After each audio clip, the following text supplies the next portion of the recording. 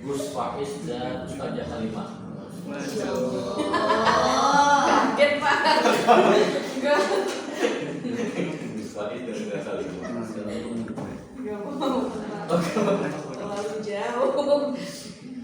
Siapa tahu doanya nonton. Iya, amin. Yang kedua soal mubalik dan salah satu profesi yang mungkin akan kita pilihan di Islam adalah mubalik dan dai. Itu mubalik dan dai itu kan fungsional. Semua orang harus punya kemampuan menyampaikan syiar ya. Mau jadi guru, mau jadi dokter, mau jadi politisi, mau jadi ekonom, mau jadi dosen atau teknokrat. Musisi mah yang kita meletak, tapi ini mungkin yang kita tegaskan pada posisi sebagai mubalik dan dai. Ya karena dari dan mubalik ya faktanya memang banyak juga orang yang kemudian ambil posisi sebagai seorang dai gitu kan. Abu Soma, ya apalagi banyak lah, Gus Faiz yang diikuti oleh Akbar Ismail.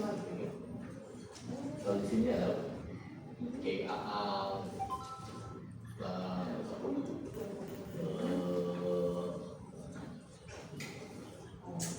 Imam juga sama, tidak Imam tapi juga kira bisa aja kalau jadi guru jadi dari balik jadi apa namanya pedagang tapi juga jadi balik banyak fungsi yang bisa dilakukan, tapi kayaknya dari dan balik dalam skala yang lebih sederhana sudah harus dilakukan secara fungsional gitu. Kalau saya mungkin pekerjaan dari mubaliknya menggelar kajian-kajian yang di MC oleh Sumaya atau di hari Makbar melalui dengan dakwah atau yang lain kayak Akbar ini rajin menyampaikan dakwah konten-konten. Masya Allah. Surga. Dari itu nah ini kita pengen dengar juga sharing dari Ustazah Halimah dengan Gus Faiz. Masya Allah. Surga. Bahas profesi mubalik dan dai. Waktu dan tempat dipersilakan. Bismillahirrahmanirrahim. Assalamualaikum warahmatullahi wabarakatuh. Waalaikumsalam. Baik, alhamdulillah segala puji bagi Allah. Wa billahi sadari wa yassir amri wa hlul 'uqdatam min lisani yafqahu qawli. Amma ba'du. Sebelumnya terima kasih kepada dosen pengatur yaitu Pak Ahmad Maduri yang telah bersamanya. Semoga Allah selalu sayang dengan beliau, amin. Amin. Dan yang kami cintai, yang kami hormat juga para teman-teman seperjuangan yang alhamdulillah sekarang sudah bisa hadir. Insya Allah kita yang hadir di sini dan maupun yang belum hadir semoga menjadi orang yang sukses dunia akhirat, amin. Sebelum kita mulai, saya selaku mahasiswa dan KM 8 ingin mengucapkan dulu bela sungkawa karena semalam ada festival lagi di kecelakaan ya di kereta. Innalillahi wa inna ilaihi raji'un. Semoga korban keluarga yang ditinggalkan Allah beri kesabaran dan Allah maaf segala dosanya.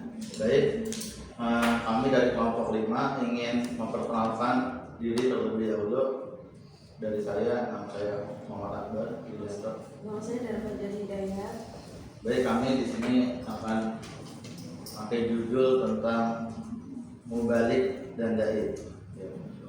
Untuk refresh sebelumnya kita udah ketemu 4 kelompok. Yang pertama profesi wartawan, yang kedua penyiar televisi, yang ketiga desain grafis, yang terakhir kemarin kehumasan ya oleh Ilham. Mungkin ini sekarang ini adalah saya mubalik dan dai. Jadi mubalik dan dai, analisis sejarah, transformasi peran dan strategi dakwah kontemporer untuk mencetak dakwah moderat, profesional dan adaptif di era digital. Mungkin kita dari semester awal ya ke akhir, karena jurusan kita KPI, komunikasi penyiaran Islam, kita sering dapat makul-makul dakwah media online kayak tahun apa tuh semester kemarin ya, terus di semester sebelumnya kita udah sering yang namanya tentang belajar dakwah lah. Mungkin kalian udah kata dakwah, ya dakwah mengajar. Tapi di materi kali ini lebih ke profesinya ya, profesi dan sejarah tentang dakwahnya ya.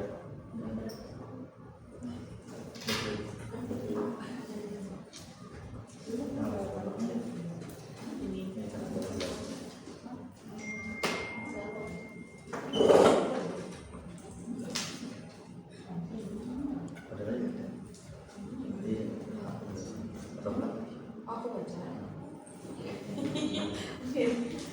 Latar perkembangan Islam Nusantara berakar pada peran strategis mubalik, dimulai dari Wali Songo yang menerapkan dakwah kultural, pesantren, dan periodisasi organisasi untuk menjaga estafet dakwah. Jadi berkembangnya Islam di Nusantara atau di negara NKRI, Negara Kesatuan Republik Indonesia, yaitu salah satunya dengan wasilah Wali Songo ya. Mungkin yang kita tahu tuh ada 9 Wali Songo ya. Ada Sunan Ampel, Sunan Kalijaga, Sunan Bonang, Sunan Giri, dan lain-lainnya. Itu ada 9 yang terkenal. Tapi aslinya ada banyak. Ada yang belum diketahui. Jadi dulu sejarahnya dakwah Islam masuk ke Indonesia atau ke Nusantara itu salah satunya dengan adanya Wali Songo, yaitu wasilahnya. Karena Wali Songo menyebarkan agama Islam dengan berbagai macam cara ya. Ya salah satunya ya mungkin di zaman dulu banyak orang kayak misalkan tradisi-tradisi yang buruk, kayak misalkan nari atau apapun itu, akhirnya Wali Songo masuk datang diubah menjadi adat yang baik. Itu salah satunya. Dan sampai sekarang pesantren dan periodisasi organisasi untuk menjaga estafet dakwah, dan sampai sekarang estafet dakwah masih terus dijaga ya. Bahkan kita kenal di Indonesia ini banyak sekali ormas Islam ya. Mungkin yang terkenal ada NU, Nahdlatul Ulama, ada Muhammadiyah, ada Nahdlatul Wathon, ada Persis, ada banyak dan lain-lainnya. Dan itu pun dengan adanya organisasi itu tujuannya untuk menjaga estafet dakwah, karena nanti ada kadernya, terus dakwah lagi kader itu yang terorganisasi. Dan juga ada juga sekarang seperti kita dakwah secara hal dan lisan agar dakwahnya itu terestafet sampai hari akhir nanti ya, dari zaman Nabi Muhammad terus tabi'in terus sampai sekarang ya. Jadi harus kita jaga dari, karena juga dalam Al-Quran juga al-ulama warasatul anbiya, ulama itu pewaris para nabi. Jadi makanya di negara ini ada ulama, ada umaro ya. Contoh di sini ada Kiai Irfan, ya, Kiai Irfan Mas'ud, Kiai Taqwa, dan juga ada umarohnya dan dewan-dewannya, DPR-nya. Jadi selalu menyatu ulama dan umaro untuk apa? Untuk menjaga estafet dakwah. Ya, lanjut tuntutan era modern. Revolusi industri dan society menuntut dai bertransformasi, literasi digital, berpikir kritis, kecerdasan emosional, dan keterampilan komunikasi agar dakwah responsif terhadap problem umat. Ancaman digital, infiltrasi budaya asing dan penyebaran paham radikal melalui media digital menuntut standar etika komunikasi dan verifikasi informasi. Dan bahkan di era modern sekarang kita selaku dai ya, karena kita semuanya adalah pendakwah dengan, tapi yang Pak Banu bilang dengan caranya masing-masing ya. Mungkin ada yang pedagang, ada yang penulis, ada yang guru, dan bukan guru pun juga yang harus berdakwah. Seluruh umat harus berdakwah. Karena juga di Al-Quran kan Allah berfirman di Quran surat An-Nahl ayat 125 kan awalnya ud'u ila sabili rabbika. Ud'u itu kalau di dalam ilmu al-sharaf fi'il amr. Fi'il amr itu perintah. Jadi ud'u serulah. Jadi siapapun kita harus berdakwah ya, apapun profesinya. Dan di era modern ini dan di era digital ini yang serba informasi semuanya instan, gak kayak dulu. Mungkin kita dulu zaman-zaman kita SD itu kita masih apa tuh handphone itu belum lengkap lah ya. nggak kayak sekarang apa-apa HP. Nah, makanya dia dituntut untuk bertransformasi literasi digital. Jadi adanya dakwah di zaman sekarang harus bisa menjadi literasi. Ya. Jadi jadikan salah satu media-media dakwah tuh sebagai kita untuk belajar di handphone, bukan hanya untuk main game, bukan hanya untuk scrolling, tapi kita bisa membaca buku di handphone ini. Karena ada juga banyak kan di Play Store aplikasi buku ataupun e-book di Instagram juga ada e-book, banyak e-book ya, e-book tentang ilmu, edukasi. Saya juga kadang beli e-booknya, suka beli e-book untuk baca sendiri dan untuk ilmu yang penting ya, untuk ilmu. Jadi kita gunakan untuk manfaat. Dan saya juga kadang kalau ada e-book saya kirim juga kadang grup ya. Tahu dibaca apa enggak yang penting udah kirim dah. Istilah yang penting saling berbagi aja. Baca. Terus berpikir kritis ya, dengan adanya transformasi digital dan era modern kita harus berpikir kritis ya. Karena banyak sekali dengan adanya informasi ini terkadang adanya hoax ya, dan ataupun nggak sesuai realita lah. Terus kecerdasan emosional dan keterampilan komunikasi agar dakwah responsif terhadap problem umat ya. Jadi karena untungnya di sekarang zaman yang udah ini lebih mudah, apalagi banyak sekali yang ngasih TikTok dakwah ya, kayak nanya-nanya tentang Islam, jadi tanya jawab, jadi lebih mudah, nggak hanya satu arah. Terus ancaman digitalnya, yang tadi kan tuntutannya, ancamannya interaksi budaya asing dan penyebaran paham radikal melalui media digital menurut standar etika komunikasi dan verifikasi informasi. Ya, contoh kayak orang-orang barat, ya kan? Jadi penyebaran paham radikal kayak pemikiran kiri, ya kan? Itu juga meluas ke media-media di handphone kita. Makanya kita harus bisa mensaring. Kita jangan sampai ikut-ikutan menjadi yang radikal atau ikutin orang barat lah. Betul. Kita harus tetap yang moderat, jadi umat wasatan, yang pertengahan. Jangan terlalu ikut-ikut. Jadi harus pertengahan. Selanjutnya, akar, sejarah, dan strategi Wali Songo. Wali Songo mengedepankan pendekatan kultural, tadrij, akulturasi melalui seni, perkawinan, dan perdagangan, menghasilkan penerimaan damai Islam di Nusantara. Dan yang selanjutnya ada akar, sejarah, dan strategi Wali Songo. Ya, seperti yang tadi sudah disampaikan sebelumnya, berarti Wali Songo itu pendekatan kultural. Jadi ya seperti tadi, kayak perdagangan, perkawinan, terus dan tradisi-tradisi yang buruk menjadi tradisi-tradisi yang baik. Itu di zaman Wali Songo.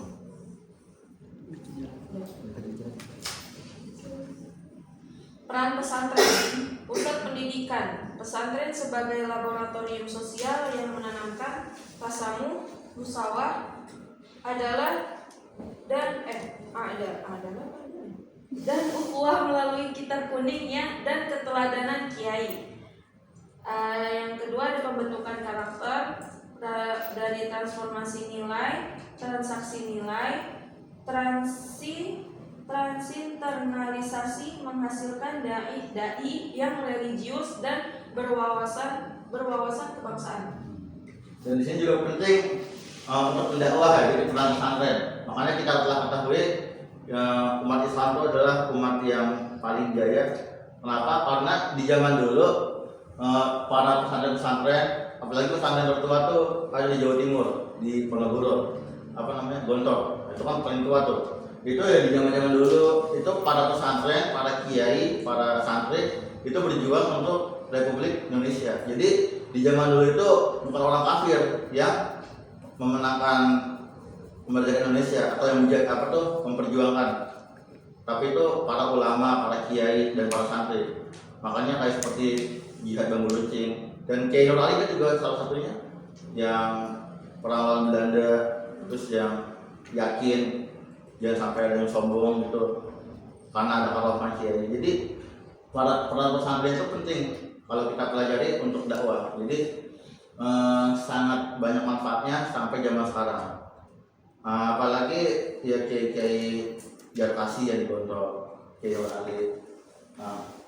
Dan di sini pesantren sebagai laboratorium sosial yang menanamkan tasamu. Apa itu tasamu? Tasamu itu toleransi, ya. Toleransi, lapang dada, saling menghargai perbedaan. Jadi dengan adanya pesantren itu semuanya saling menghargai perbedaan dan saling toleransi, ya. Karena yang mungkin tiap pesantren kan ajarannya ada yang mencontohkan tahfiz Quran, ada yang beda-beda, ada yang fokus ke kitab kuning. Nah, tapi diajarkan tuh pasti saling menghargai. Makanya kalau yang di pondok saya, kiri saya pasti kalau upacara bilang jangan, karena kisah Quran, jangan pernah minta dihargai, tapi hargailah orang lain. Orang yang minta dihargai berarti orang yang tidak berharga. Terus sama yang satu lagi, jangan pernah minta dihormati, tapi hormatilah orang lain. Orang yang minta dihormati berarti ialah orang yang tidak terhormat. Jadi pentinglah kita bersama umat muslim saling merangkul, bukan saling memukul. Jadi sama-sama saling inilah kita menjaga ukhuwah kita, ya kan? Ukhuwah Islamiyah, ya kan? Jadi menjaga persaudaraan Islam, ya kan? Makanya kan bukan hanya hablum minallah, tapi hablum minannas. Jadi buat apa orang sholatnya rajin, ibadahnya rajin, tapi yang tetangga nyakitin mulu, sama teman suka ngebohongin, suka menghina, suka bully, terus buat apa kan?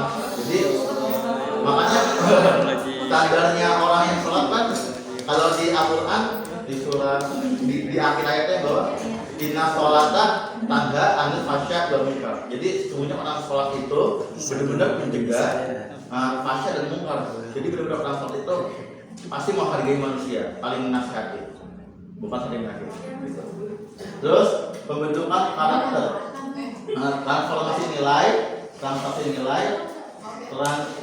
internalasi memasukkan dai yang religius dan berwawasan kebangsaan. Jadi ya mungkin dengan adanya nilai-nilai yang bagus, mungkin nilai pelajaran, nilai moral, nilai akhlak dan nilai-nilai lainnya ya.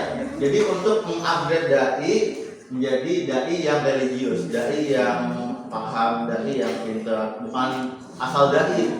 Soalnya sekarang kan banyak ya asal dai, dia nggak punya wawasan yang luas, tapi dia coba menyampaikan. Itu bagus, tapi lebih bagus lagi dia bukan punya ilmu duluan, punya akhlak.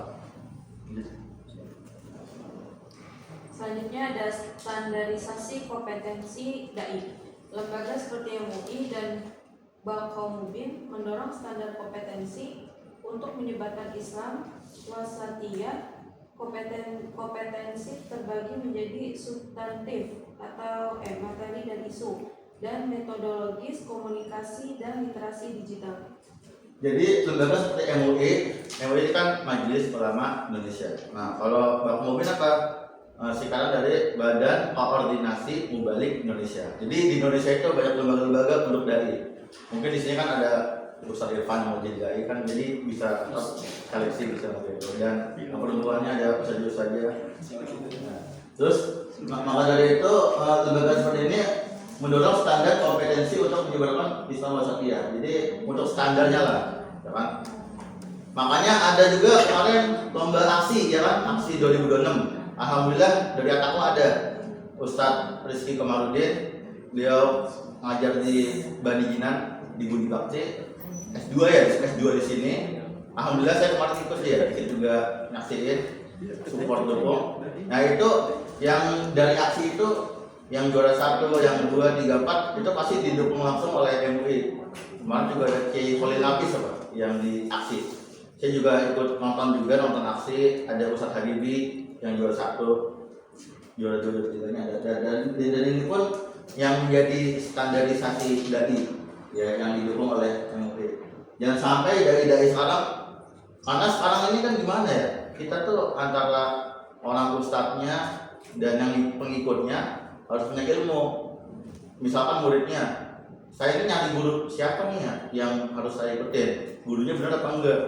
Bahayanya gurunya nggak punya ilmu, nggak punya akhlak, nggak punya moral, tapi muridnya banyak, takutnya sesat kan, sesat jemaah. Yang kita tahu kan amal Quran ya, nama koli ya, itu kan bahaya gitu ya. Saya kadang ya gimana ya, udah sesat tapi yang ngikutin banyak itu, jemaahnya banyak, tahu lah tuh gimana depannya. Makanya harus ada lucunya juga, ada ininya juga, tapi Tapi kita harus pindah-pindah milih dulu lah, karena kan kalian semua juga punya guru masing-masing dari pesantren atau dari majelis taklim dan lain-lain. Tantangan digital dan mubalik level supermarket.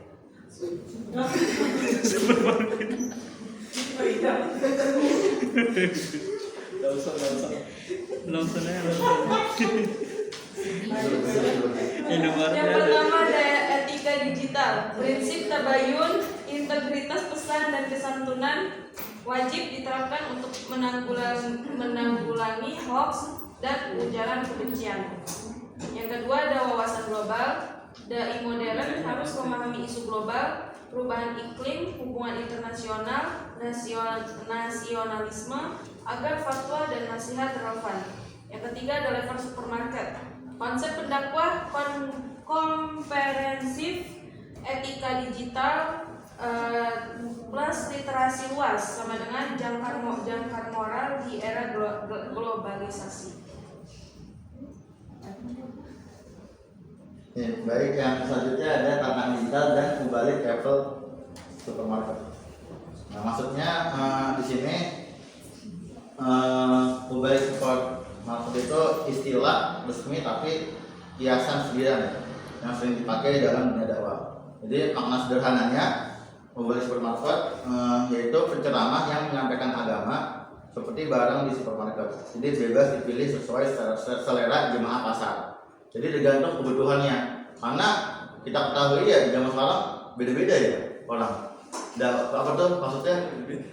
Misalkan ibu-ibu, misalnya kita ibu-ibu, dakwah ibu-ibu, pakai bahasanya anak muda tuh bahasanya yang nggak sesuai ibu, nggak sesuai ininya. Jadi kan nggak nyambung.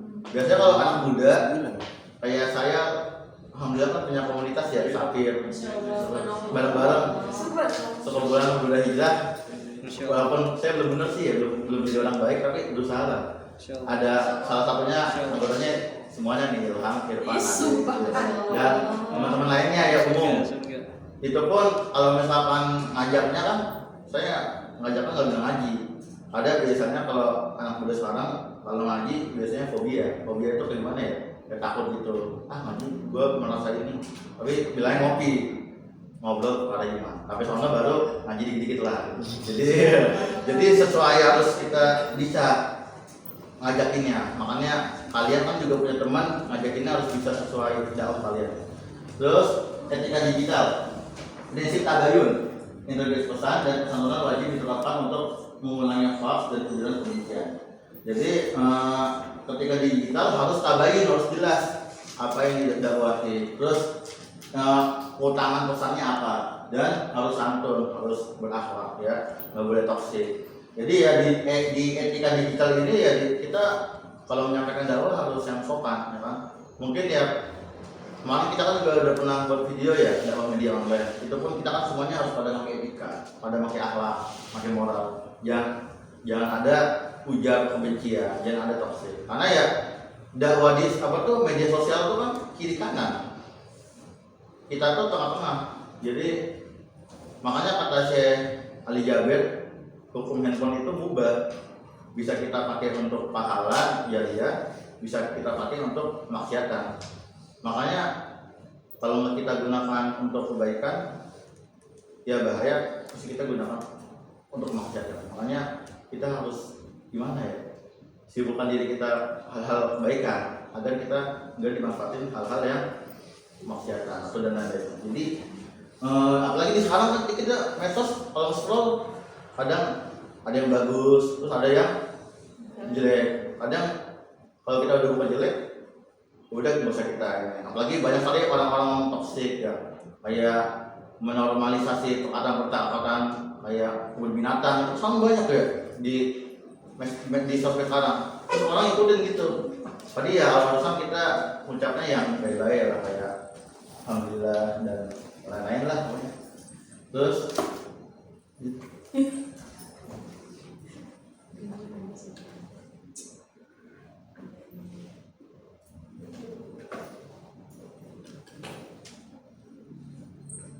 lanjut, wawasan global. Dari dai modern harus memahami isu global, perubahan iklim, hubungan internasional, nasionalisme agar fatwa dan nasihat relevan. Yang ketiga, level supermarket, konsep pendakwah komprehensif, etika digital, plus literasi luas, plus jangkauan moral di era globalisasi. Jadi intinya yang di level supermarket ini adalah harus bisa menguasai etika digitalnya dan literasinya, ya, bacaannya. Ya kan? Makanya harus gimana ya? Kadang kita kan nggak ada yang tahu kalau kita, mungkin kalian pernah sih ya, kayak misalkan kalian main medsos, kalian lagi scroll, kadang nih nasihat ini saya kena banget nih. Mungkin kalian lagi scroll, tiba-tiba ada ceramah ustadz siapa, tiba-tiba pas saya buka, ini kena banget di hati saya, sampai kayak merenung, sampai kayak oh iya benar juga, relate dah sama kehidupan. Karena ya nggak semuanya yang kita lihat di sosmed nggak bisa kita terima, ya kan? Makanya ya pentingnya sesuai di sini dari supermarket seperti itu. Jadi kita ya harus berdakwah di era digital ini, ya kan, menjadi dai. Apalagi kita kan jurusannya KPI, komunikasi penyiaran Islam. Jadi kita harus bisa ya mensiarkan Islam lewat digital. Ya. Mungkin saya juga mohon dukungan support. Saya juga masih belajar buat konten, ya kan. Karena dari dulu saya suka buat kata-kata dari kecil kan, tapi saya latihan lah kayak saya latihan buat konten, videonya belum ada banyak, masih 10 di bawah. Makanya kalau saya lihat ya orang-orang konten kreator tuh videonya itu udah bisa puluhan, udah 100 ada 50, 100. Saya masih di bawah 10, masih belajar ya. Tujuannya ya buat apa ya? Kita harus bangga lah bisa menyampaikan yang hak, ya kan? Karena ada dua, ada hak, ada batil. Dan makanya juga ada doa, kalau pemahaman hak dan batil. Jadi kita harus bisa menyuarakan yang hak. Saya juga pernah lihat video Adam Sidi kan di konten YouTube-nya. Kalau misalkan kita menyampaikan kebenaran, kita harus benar-benar bangga atau yakin, ya. Karena ya di luar sana banyak orang yang melakukan maksiat atau menormalisasi, dia pun bangga, ya kan, dia tuh senang.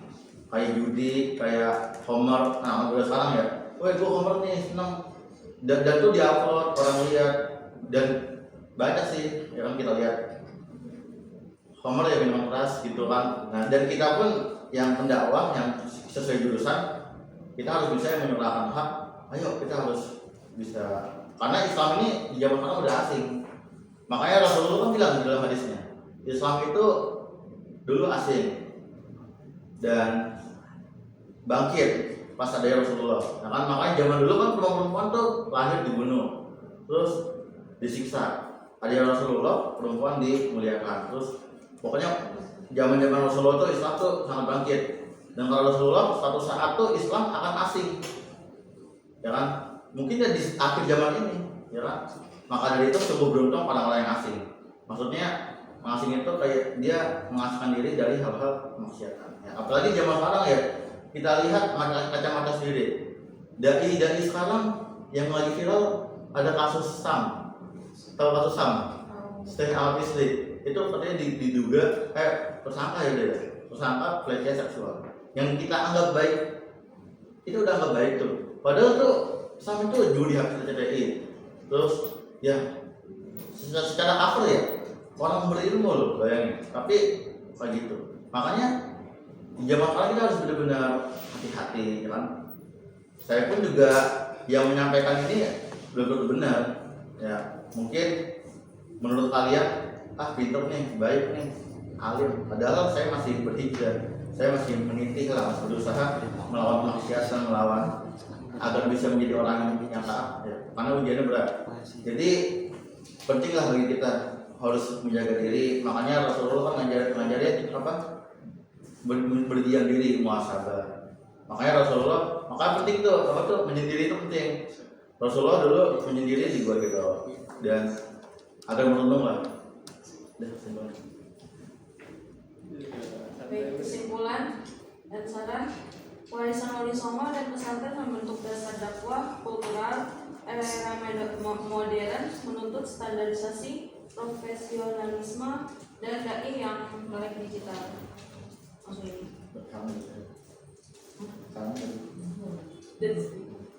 Saran untuk dai, tingkatkan literasi digital, perluas wawasan kebangsaan dan praktikkan etika tabayun serta kesantunan dakwah dalam dakwah online. Saran untuk masyarakat, jadilah konsumen informasi cerdas, praktikkan tabayun dan pilih pendakwah bermasalah sanad serta pesan moderat.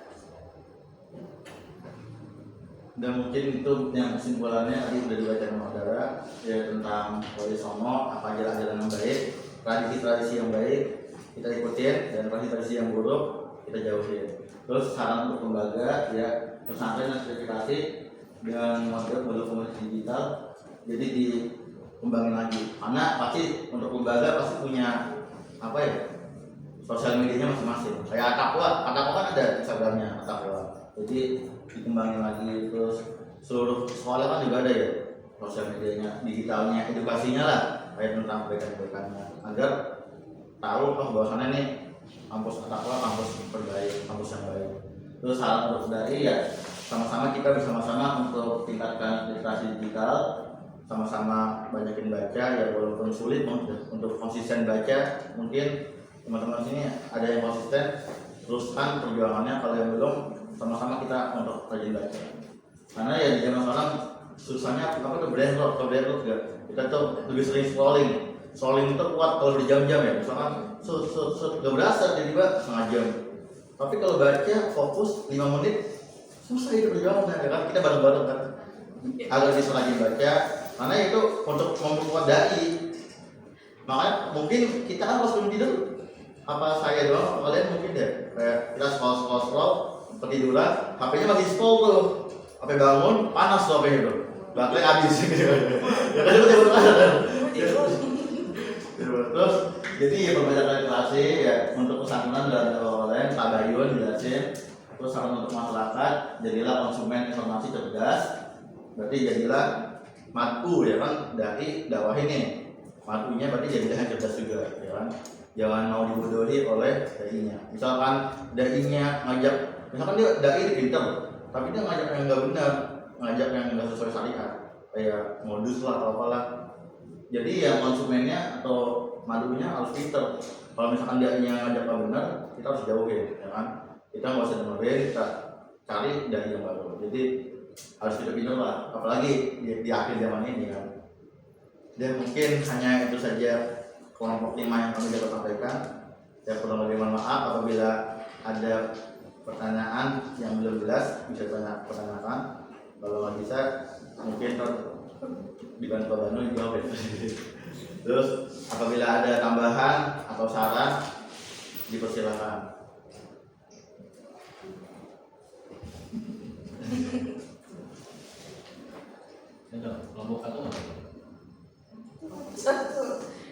Kelompok satu bertanya, kelompok 2, kelompok 3, kelompok 4.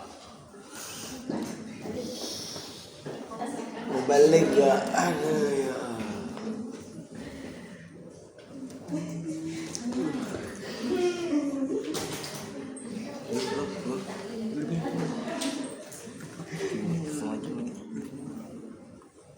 Aisyah ya, kalau Aisyah ya. Lutfia masalah apa? Oh, Lutfia.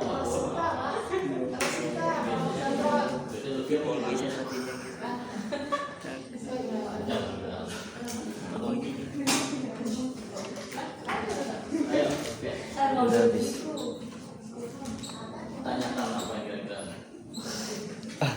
Apa? Bumi dan Fahid.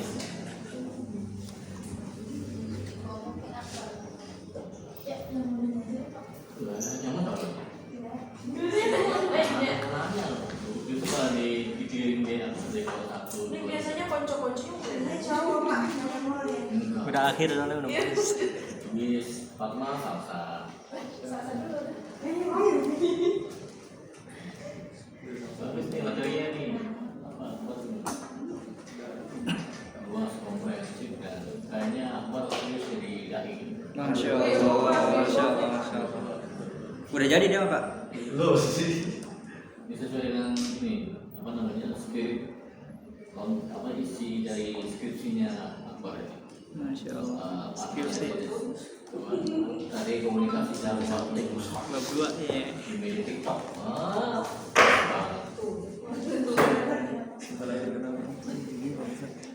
Dan sasa atau Pak Mal dengan yang dulu depan suruh komentar. Di depan Siapa?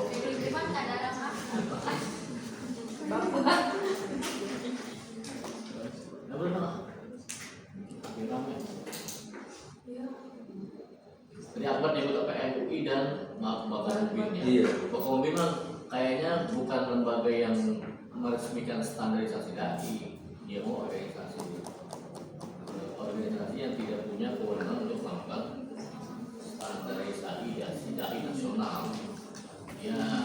Dia ini non government ya. Dia bukan lembaga yang.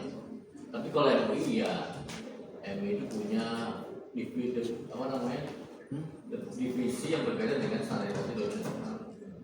Salah diantaranya adalah Guru Abdul Hai yang di MUI itu punya kewenangan melakukan standarisasi dai nasional.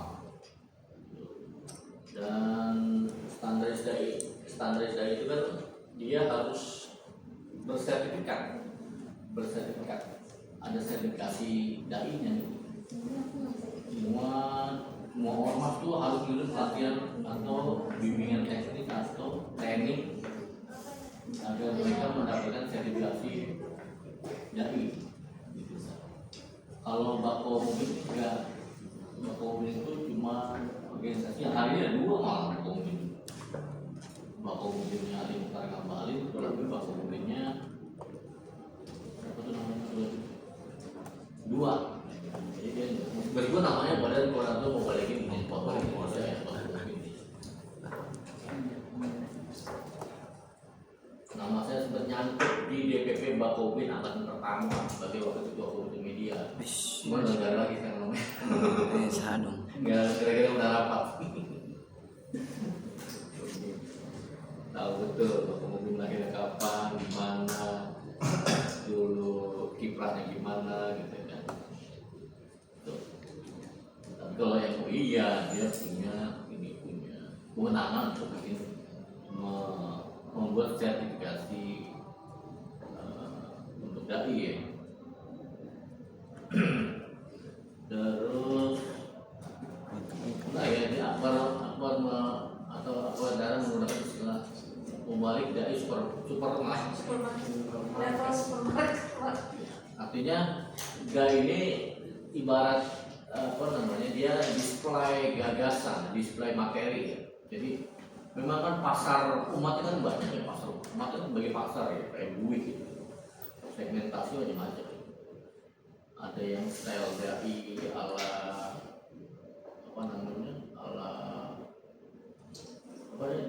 Diki Sulaiman, tapi yang suka penyanyi Dari Sulaiman. Dari Sulaiman, ya kan dia kan zaman tahu gitu, suka keliling mana-mana. Cuma dia memang backgroundnya adalah dia seorang rocker.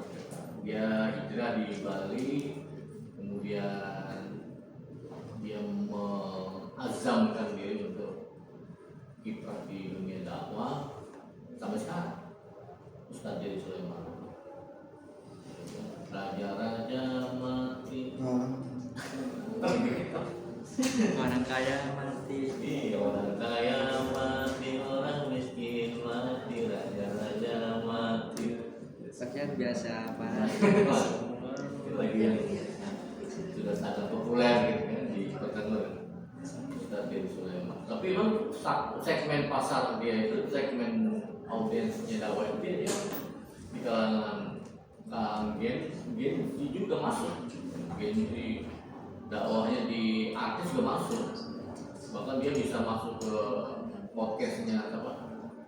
Di Sumargo pernah deh ya? Pernah masuk. Coba bayangin deh. Jangan takut masuk ke podcastnya di Sumargo. Gak main-main kan? Jadi prototype. Jadi Jamal Tabrik yang kita anggap eksklusif, yang kita anggap hanya sebatas urusan akhirat, tapi di package oleh Dari Sulaiman dan kemudian dipublish, akhirnya menjadi wajah yang ramah kan. Jadi orang nggak pernah kaget. Oh ya.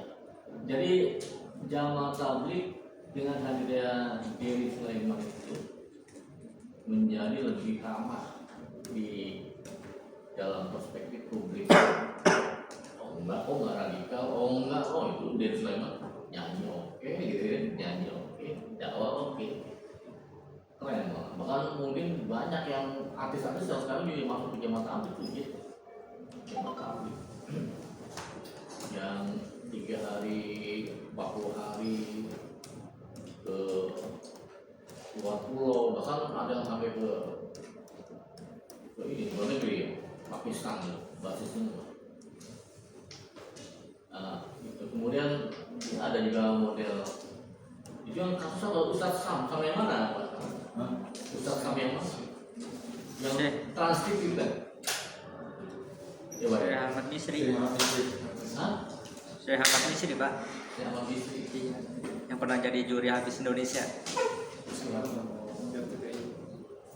Ya kita tuh nggak bisa menduga ya para artis. Kadang-kadang begini juga apa namanya, dunia dai kan kadang-kadang juga diremehkan dunia selebriti.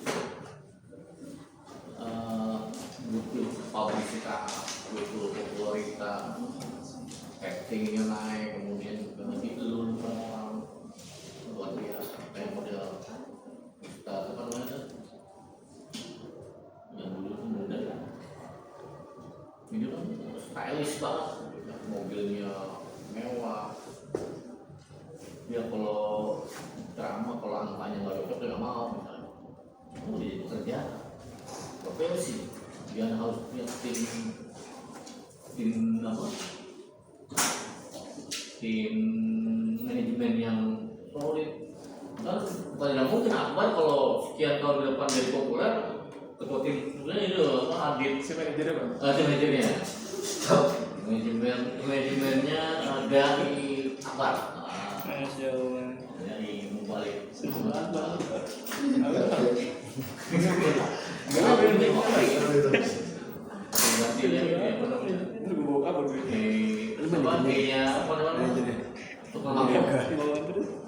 Kalau jadi terkenal Bisa jadi peluang bahwa Mubalik dari jadi profesi, faktanya begitu gimana? Iya. Emang nggak ada akademi dai, itu nggak ada akademi dai. Ada sih, museum ya. Nggak maksudnya jenjang, ya kayak gini KPI kan jenjang sui dai kan KPI. Profesinya beda. Apakah dai kemudian tidak boleh memanfaatkan untuk penghidupan? Ya boleh-boleh aja. Faktanya banyak itu dai. Tapi yang enak dilihat kan dai yang juga akademisi ya, punya positioning lain kayak model Ustadz Abu Somad itu kan dai tapi dia profesor, beda kelasnya. Profesor doktor PhD malah PhD-nya di Libya mana ya? Profesor Abu Somad PhD, guru besarnya di Brunei. Profesor kayak model dasar Latif. Kan kalau kamu tuh di Libya, berarti dia dokter 2 tuh dokter. Satu dokter di Unhas Makassar, ilmu komunikasi, yang kedua PhD-nya di Malaysia, 2. Jadi bukan kaleng-kaleng itu, ya misalnya ngomong beleng-beleng tapi nggak kaleng-kaleng. Kasarnya kan beleng-beleng tapi nggak kaleng-kaleng. Dia dosen ilmu komunikasi Unhas, ASN, dokter lulusan Unhas dan juga ambil PhD di Malaysia. Kalau nggak salah dari profesor. Yang kayak gitu kan asik kan ya, meskipun dia ilmunya tinggi tapi ketika kita ceramah dia ngomong bisa ke bawah. Siapa yang nggak bisa nangkep omongan dasar lagi, pasti ngomong dapat semua kan, ngomongan ke bawah, ngomongnya juga bisa boleh. Banyak yang misalnya profesor siapa ya, yang dai dan juga dia harus memilih jenjang pendidikan yang lebih lengkap. Nah, saya kira memang sudah saatnya kita kayak Akbar bilang tadi, selain dari supermarket, mau balik ke level supermarket, kemudian ada lagi Iya, kita kan kata Akbar, kita sedang melanjutkan apa namanya, tugas-tugas kewalian. Iya Pak ya? Tugas-tugas kewalian. Wali Songo dulu bagaimana dakwahnya di era masa kerajaan dulu, gimana masuk Islam ke Nusantara. Kalau dulu para wali Songo itu masuk ke Islam ke Nusantara itu menggunakan pendekatan akulturasi budaya, bisa mungkin ya kita membayang akulturasi budaya yang kita lakukan adalah akulturasi budaya modern. Ya, kalau dulu wali Songo menggunakan wayang untuk dakwah, sekarang kita menggunakan gadget untuk dakwah. Kalau dulu wali Songo menggunakan sekatenan gitu kan, kemudian sekarang itu kan ada tayang gitu ya kan, cuma di akulturasi menjadi sekatenan atau tradisi apa namanya di pantai segala macam itu kan juga akulturasi. Nggak mungkin juga kalau semua bisa masuk ke dalam Nusantara kalau dia harus kayak Salafi zaman sekarang, nggak bisa. main apa haram halal bakar nggak bisa, bakal ditolak itu ya kan. Kalau ala Salafi digunakan pada zaman Songo, makanya metode akulturasi itu tidak apa ya, moderasi dalam pendekatan strategi dakwah, memahami konteks budaya lokal.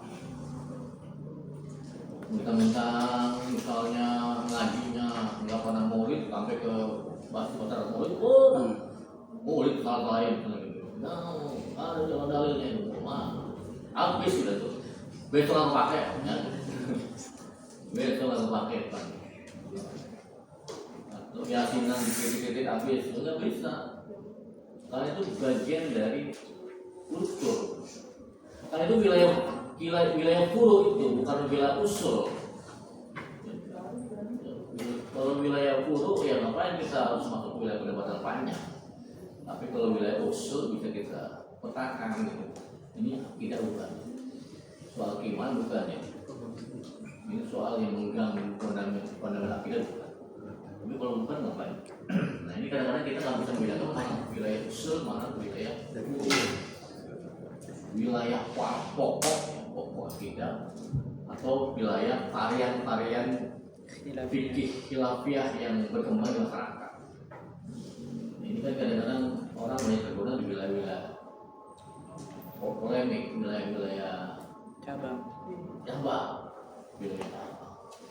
Makanya berislam harus kembali pada konteks usul aja, mana pokok-pokok yang penting kita pegang prinsip. Kalau wilayah cabang biarkan itu serahkan pada konteks sosiologi budayanya gitu, antropologi sosial masyarakat, sehingga kita bisa melihat sesuatu dalam kacamata yang lebih jernih melihatnya. Nah, itu yang mungkin dimaksud dengan apa namanya wasaton, umat di tengah-tengah.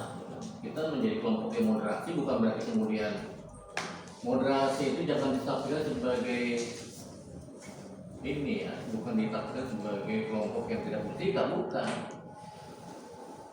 Islam moderasi itu bukan Islam yang toleransi kebablasan yang dilakukan oleh beberapa kelompok yang akhirnya dia juga mau merayakan Natal di gereja lalu kemudian bersolat di gereja. Ya bukan itu.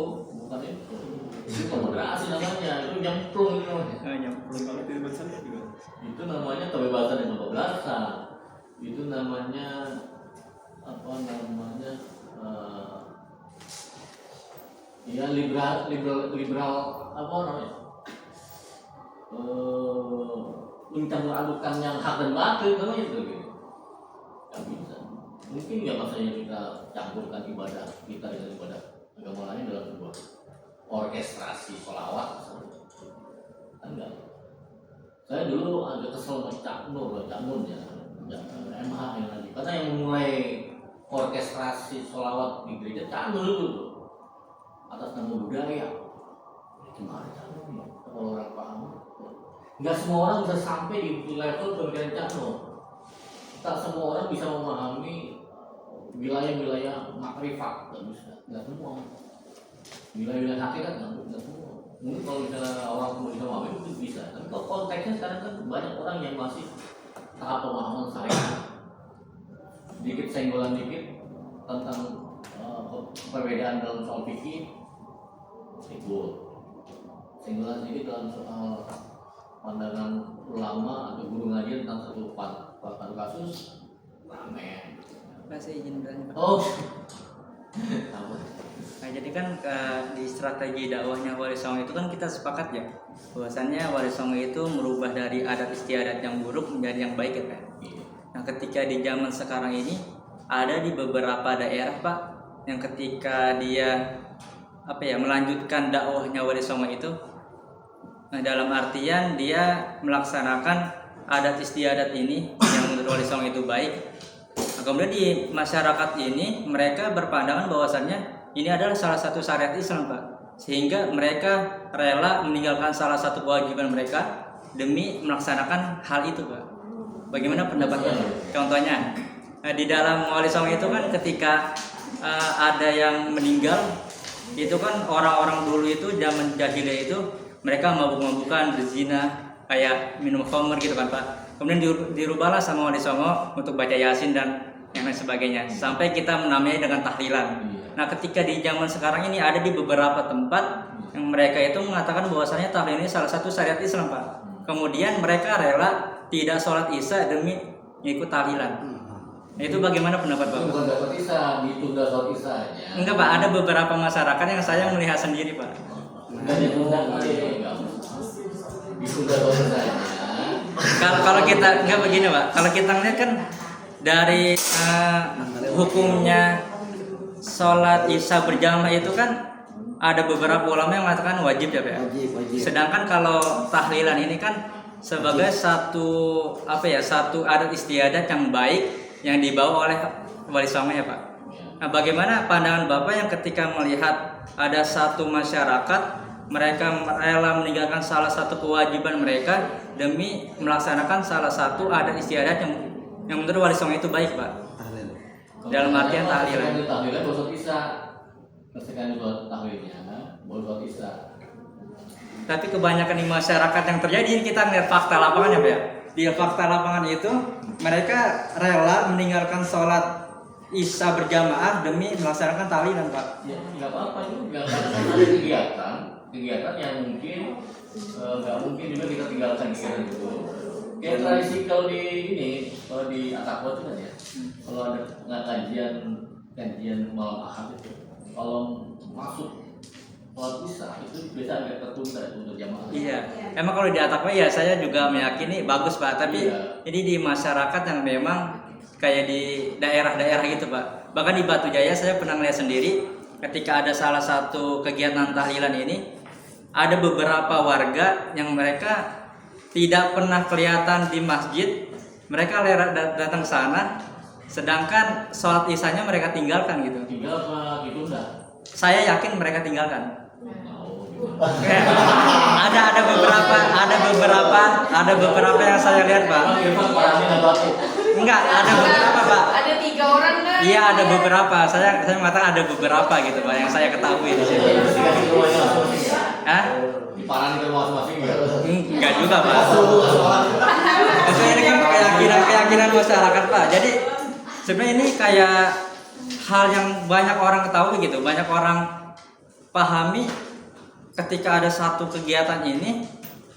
Bahkan kalau saya melihat di masjid-masjid di daerah saya itu ya Pak ya, sebelum ada tahlilan mereka sholatnya itu santai, zikir dulu setelah sholat sunnah dulu. Tapi ketika ada acara ini Pak, mereka dipercepat seperti itu Pak.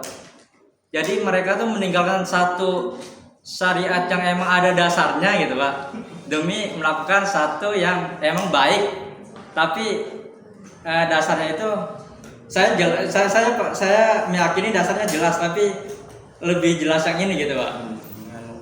Ada yang mau komentar? Bapak mau benar? Oh, Maya mau benar? Maya mau katanya Pak. Nah itu apa? Silakan Maya bentar. Ayo Maya. Materi sih. Harusnya siapa Pak? Oh iya. Pokoknya konternya Irfan Akbar. Jangan-jangan yang ributnya Irfan dan Akbar di kamar. Waduh. Kayaknya di bawah Pak. Kayaknya dibawa ke kelas nih. Soalnya ini mereka berdua sekali partner. Oh, sebalik. Pantesan saya ngomong lihat-lihat gitu. Iya, gitu. Ada komentar nggak? Paling Ya kan. kalau misalkan saya paham ya apa yang ditanyakan juga. Saya juga dari kalangan ini juga kan Nahdien, Nahdlatul Ulama. Mungkin banyak orang mempersepsi ya, sebagian orang bahwasannya apa ya? Tadi Bang bilang misalkan tahlil waktu isya lebih baik tahlil, dan itu kan beda-beda pandangan ya.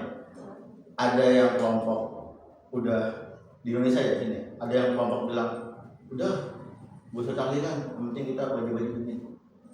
Kalau tradisi di NU, kalau tradisi di Nahdlatul Ulama ataupun itu pun dia mengajak kan thariqah ya, dakwah mengajak thariqah dengan banyak cara.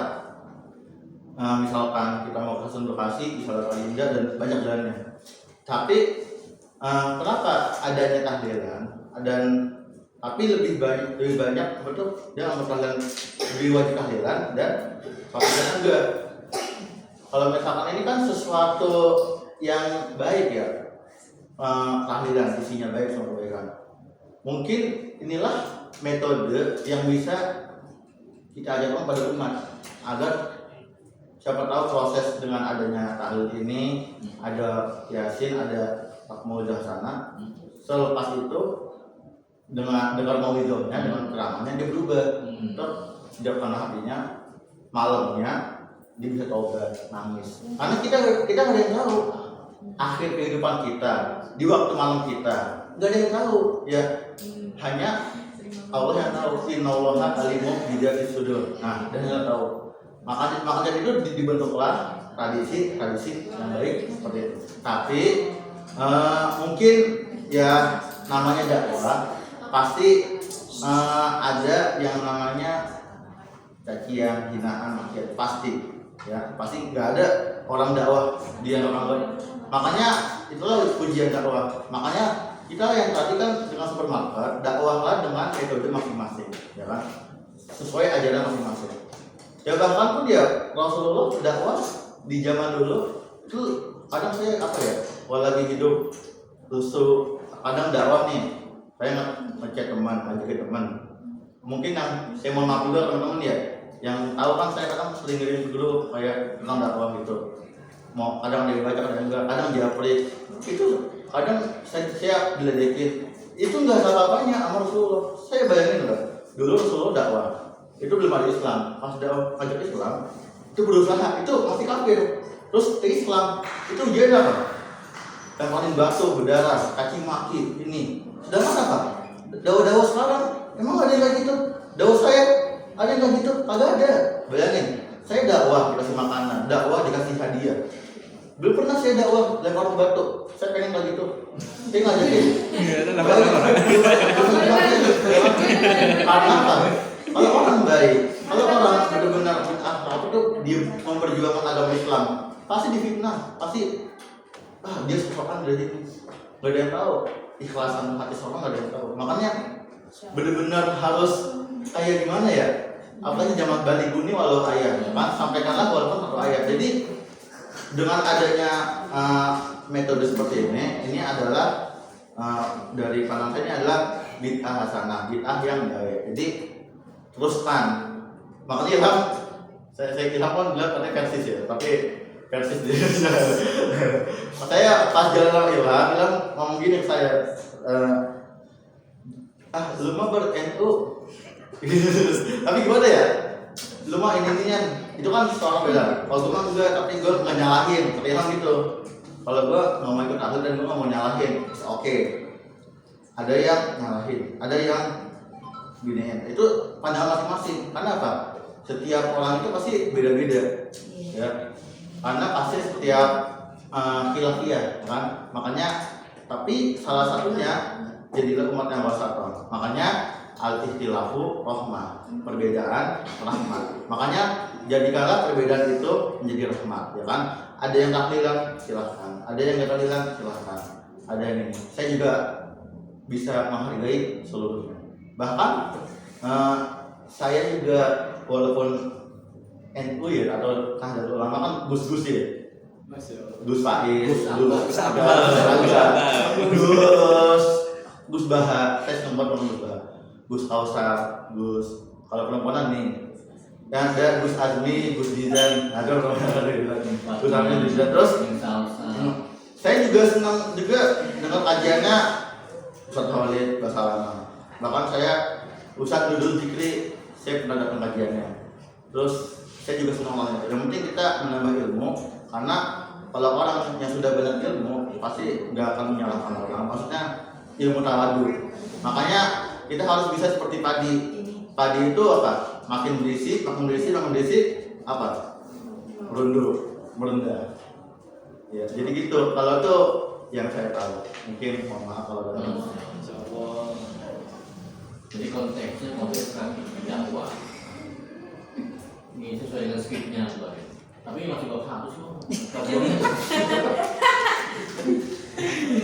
Jadi apa Irfan, tidak semua melulu orang kemudian dihadapkan dengan pilihan mana yang wajib, mana yang sunnah, mana yang mubah gitu kan ya. Sepanjang kemudian wilayahnya kemampuan dakwah kita untuk bagaimana menarik dia suka aja misalnya kegiatan keagamaan itu penting banget. Siapa tahu kata membuka hidayah, ya membuka hidayah untuk kembali ke jalan benar, kembali ke jalan Allah. Karena semua orang ada tahu. Apalagi kalau misalnya pemahamannya pada sisi spiritual. Jangan-jangan ketika dia sholat, dia tidak menemukan aspek spiritualitasnya ketimbang maulid.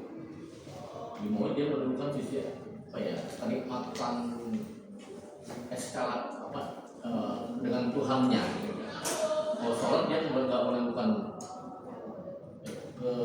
kenikmatan dengan Tuhannya gimana? Banyak yang minimal dengan maulid, dengan yasinan. Menemukan eksistensi Tuhanannya, kebenaran Tuhannya di yasinan. Itu juga nanti wilayahnya lagi pembahasannya. Oke, gimana kan, Bang? Udah jam 4? Iya, udah jam 4. Jam 4. Terima kasih Akbar dan Ustazah Alima dan Ustaz Fahri yang sudah menyampaikan materi kita pada hari ini. Insya Allah semua kita berkomitmen menjadi mubalik dan dai, wajibat kita secara fungsional. Tapi kalau mau jadikan pilihan struktural, apa juga ya?